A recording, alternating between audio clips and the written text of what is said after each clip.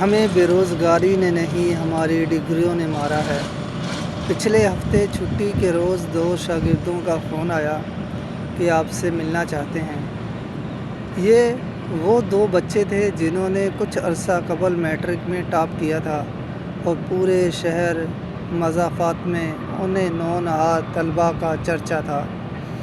بڑے بڑے پینافلیکس پر ان کے ادارے کے نام کے ساتھ تصاویر لگی تھی۔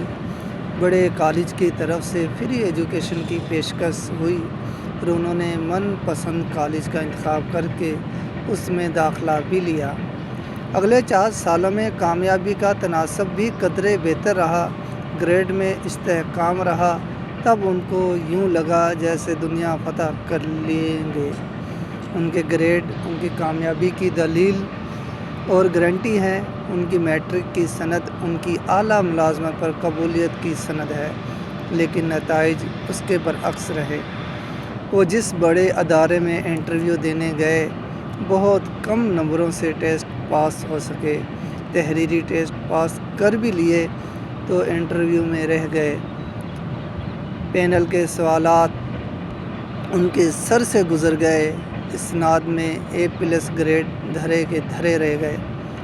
ریک میں رکھی ٹرافی ان کے کسی کام نہ آئی۔ آج وہ کچھ سنانے آئے تھے اور میں خاموشی سے دونوں کو سن رہا تھا۔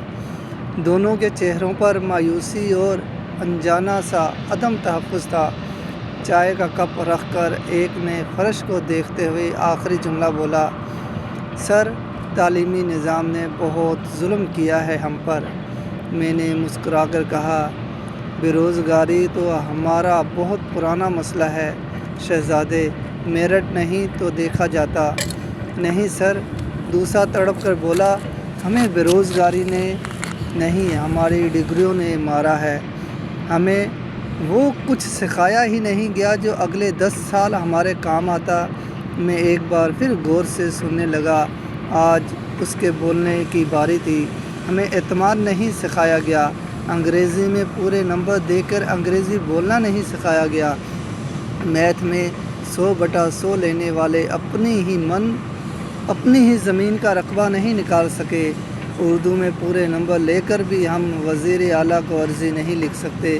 میرٹ ہمارے قدموں کی دھول ہے، لیکن نالج ہمارے پاس 0 ہے۔ آپ نے نمبروں کی مشین بنائی ہے، جینسس نہیں۔